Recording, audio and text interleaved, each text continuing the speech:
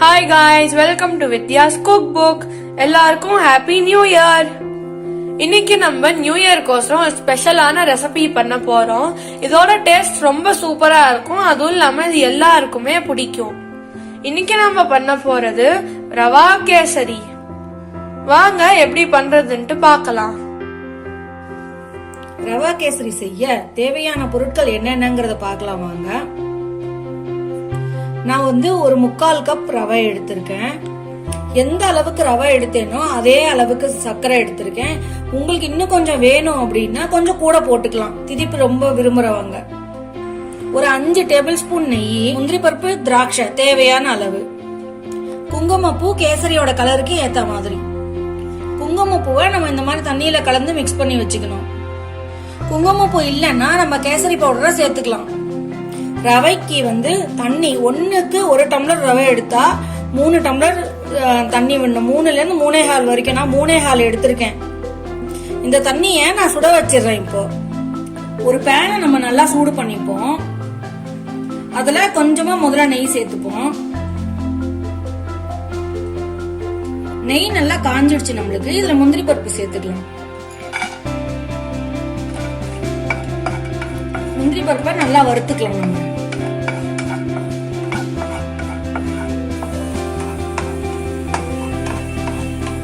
நம்ம நம்மளுக்கு முந்திரி பருப்பு கொஞ்சம் பொன்னிறமா ஆயிடுச்சு. நம்ம இதுல திராட்சையை சேர்த்துக்கணும். திராட்சையும் நம்ம நல்லா வறுத்துக்கலாம்.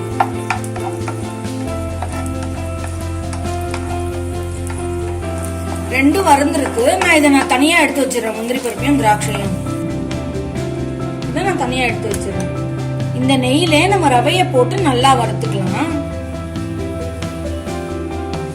ரவைய நல்லா வறுத்துக்கிறேன் நானு.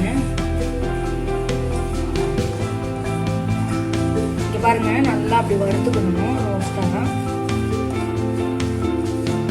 ரவைய நல்லா வறுத்து முடிச்சாச்சு. ரவை நல்லா வறுத்த வாசனை வர வரைக்கும் நல்லா வறுத்துக்கணும். நம்ம இப்போ நம்ம சுட பண்ணி வச்சிருக்கிற தண்ணிய நம்ம இதுல விட போறோம். எனக்கு தண்ணி நல்லா சுட்டுருது. அதை கொஞ்சம் கொஞ்சமா விட்டு நான் கலர்றேன்.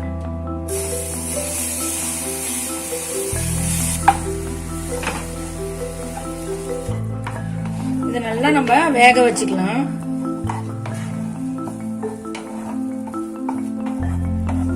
ரவை நம்மளுக்கு நல்லா வெந்தெடுத்து இந்த ஸ்டேஜ்ல நம்ம சர்க்கரையை போட்டுக்கலாம்.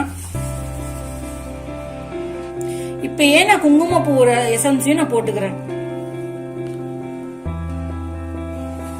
நல்லா கலந்து விட்டுப்போம்.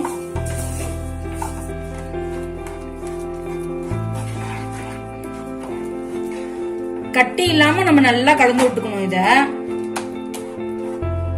பாருங்க, நம்ம கட்டி இல்லாம நல்லா கலந்தாச்சு. இப்ப கொஞ்சம் கொஞ்சமா நெய்ய சேர்ப்போம். நம்ம கொஞ்சம் நெய்ய சேர்க்கிறேன். முதல்ல நல்லா கலந்து விட்டுப்போம்.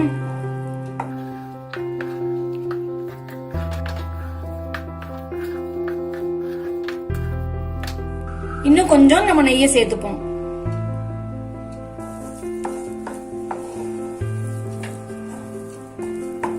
இங்க பாருங்க, இந்த நியூ இயருக்கு சூப்பரா ரெடி ஆயிடுச்சு கேசரி. ஹாப்பி நியூ இயர் எல்லாருக்கும்.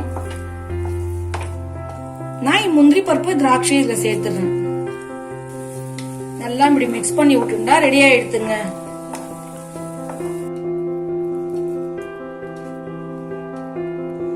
நம்மளுக்கு கேசரி ரெடி ஆயிடுச்சுங்க. New year special kesari ready ஆயிடுச்சு. இத நீங்களும் நியூ இயர்க்கு பண்ணி அசத்துங்க.